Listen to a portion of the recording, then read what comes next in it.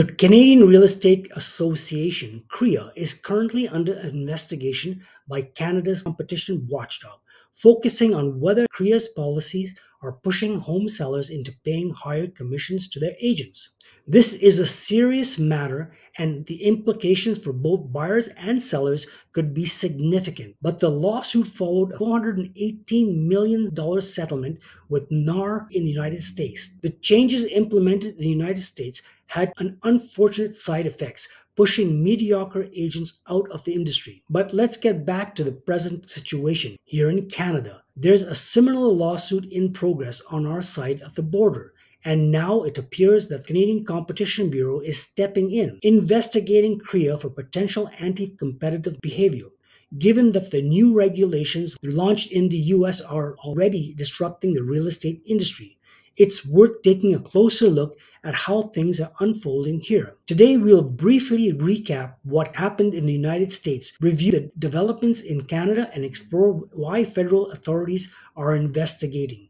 We'll dive into the potential implications of this investigation. One thing is clear. This is an ongoing story, and it has the potential to bring about major changes in how real estate commissions are structured and how agents do business in Canada. Let's first review the case in the United States. The NAR lawsuit alleged that the sellers were effectively forcing into commissions sharing agreements with buyer's agent if they want to list their homes on the MLS. Essentially, if you were selling your home and didn't offer what was considered to be a fair compensation for the buyer's agent, your home would be like to be ignored by agents showing properties to the buyers. Some might say it's not a bribe, but let's call it what it is. Buyers are being steered towards homes that paid higher commissions to their agents. This practice wasn't limited to the US. In fact, it's been common here in Canada too.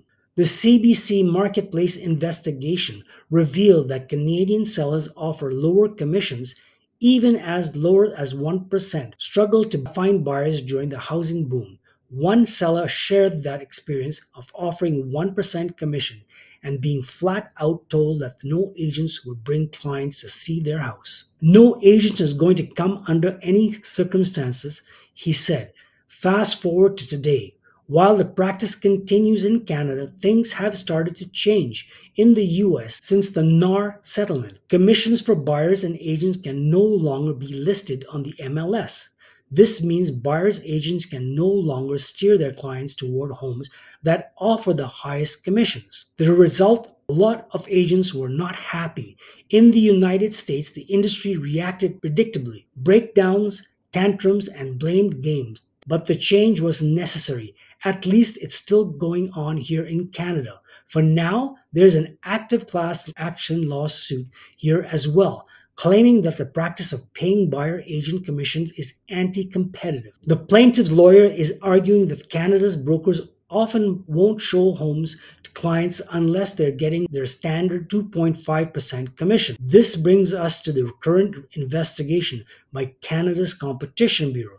The Bureau, led by Commissioner Matthew Boswell, is looking into whether CREA's commission rules violate federal competition laws. The Bureau is investigating whether these rules incentives agents to prioritize homes with higher commissions. Because let's face it, we're all suspected that for a while now. The Bureau is asking the court to compel CREA to hand over records dating back to 2019, including details on why these commission structures were implemented in the first place.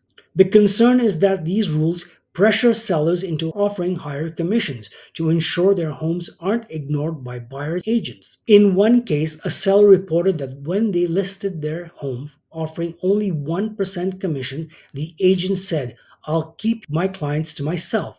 That seller was offering $14,000 in commission, which wasn't enough to attract attention. This was back in 2021, during the pandemic boom, when home prices were skyrocketing and money seemed to be flowing freely.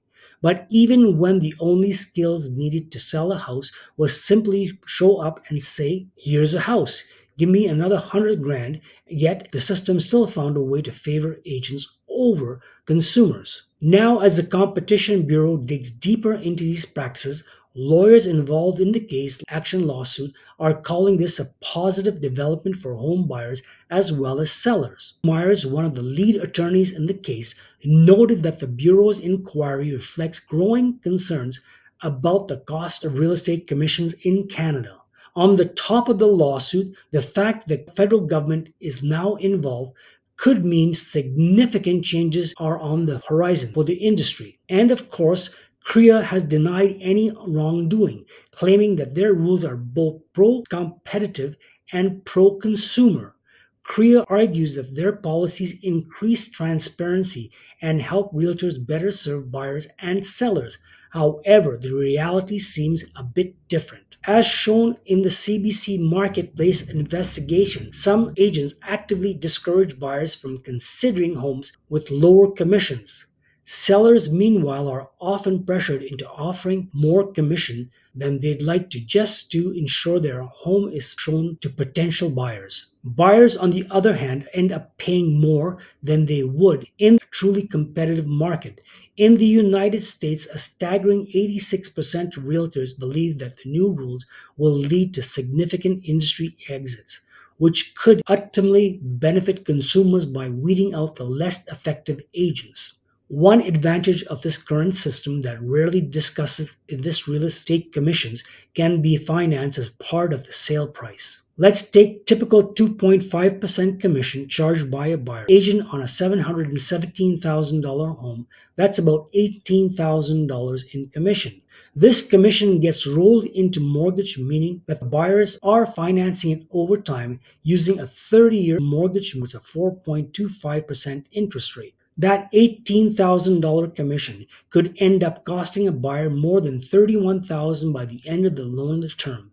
That's a lot of money. If the systems were changed and the sellers no longer offer buyer agent commissions, the buyer might have to pay the commissions out of pocket. This could reduce the buyer's pool, potentially lowering home prices. After all, competition typically drives prices down, which is the very purpose of the Competition Bureau's existence. But that's not the system we have now. As CBC Marketplace investigation showed, sellers who don't offer enough commission often find themselves in a tough spot, with agents steering buyers toward other properties. We have a closed system where commissions remain higher than they should be in truly competitive market. It's too soon to say how this will all play out.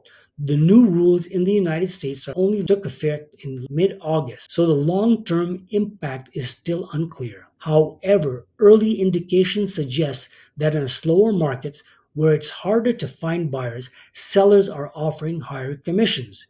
In our hotter markets where homes are easier to sell, we're seeing more negotiation over commission fees. This is exactly how it should work in a free and competitive market, where all parties are free to negotiate terms based on the specific of the market. So what's next? While the federal government and the Bank of Canada are making moves to potentially heat up the real estate market by loosening borrowing standards, we now have the Competition Bureau stepping in to investigate how commissions are structured. The goal is to protect consumers and bring an end to practices that many see unfair. How this investigation will shape the future of Canada's real estate market remains to be seen. One thing is certain, this isn't just a civil lawsuit anymore. We're talking about a federal investigation, and things are starting to get very interesting.